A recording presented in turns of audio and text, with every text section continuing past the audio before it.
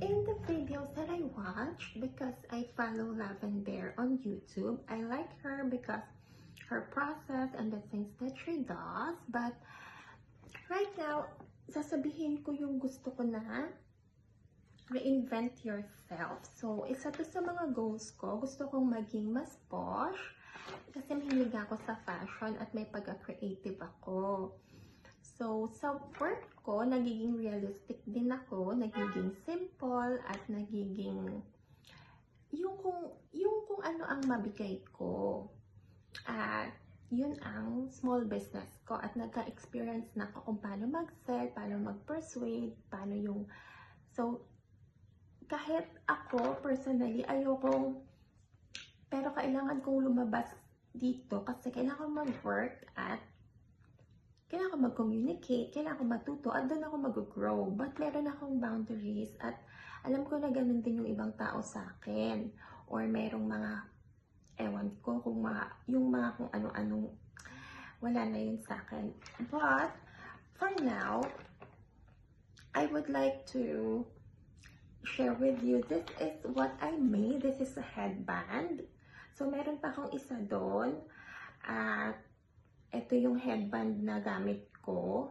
So, para lang siyang nilagay ko sa hair ko. Ganyan siya. Ito, binili ko tong telang to. Stretchable tong tela na to. Kasi nga gusto ko maging fashion designer. Yun yung second course ko. But, it takes a long time. At yung mga customers, iniintay ko pa. Ganun pala mag-business. So, intay mo yung customers mo, ipapersuade mo sila, ilalagay mo sa racks yung ano mo. Tapos bibili na nila. So, gusto ko kasi creative ako. So, parang gusto ko, mas sweet sa akin yun. So, very sweet na ang blessing sa akin from spiritual, temporal, sa lahat ng bagay. But, marami pa rin akong happenings na hindi maayos. So, kailangan ko pa rin mag-adjust sa madaming bagay. So, here are the things that I need to do. So, ito na yung headband ko ngayon.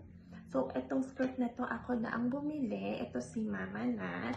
So, ayan. So, ayan ang hair ko ngayon. At, so, ang plan ko kasi maging, so, tapos na ako sa ibang bagay. So, ang plan ko ay magkaroon ng, hindi naman secret yung relationship ko sa ano. So, ang ano ko ay ma-develop or sa mga, kasi hindi naman laging masaya. So, dapat marunong kayong mag-develop ng sarili nyo or kumapit sa trials, sa differences. Kasi experience na ako eh. Hindi na ako inexperience. So, nag-overflow ang blessing sa akin at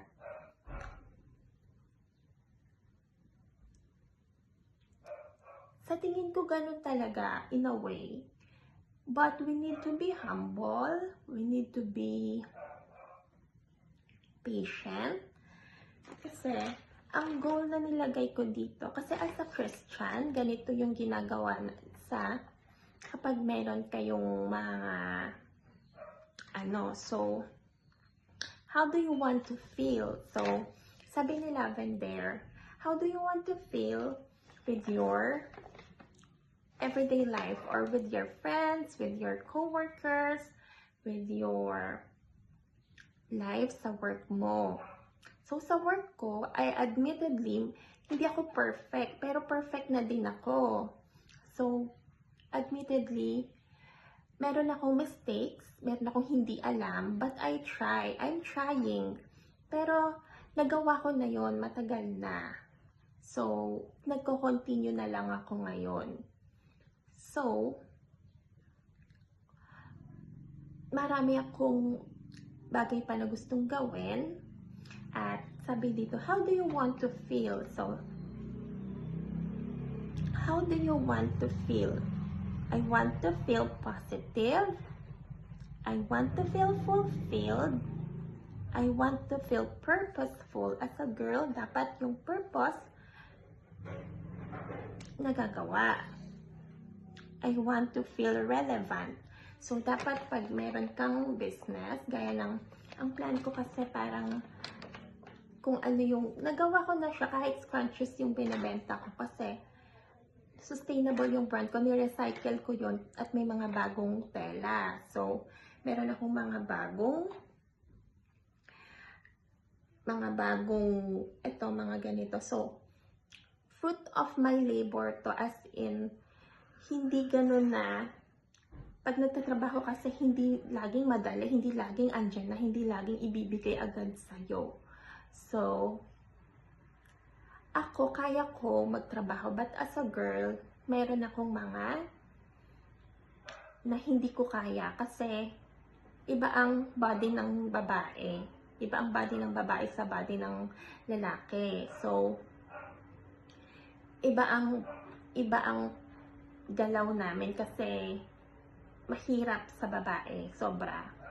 So, sabi, ang lalaki ay nandun para mag-protect, para mag-love, at para mag-care. So, nangyayari naman sa akin yun. So, ganito. So, sabi dito, set intention. So, what is my intention for today? My intention for today is to be kind, patient,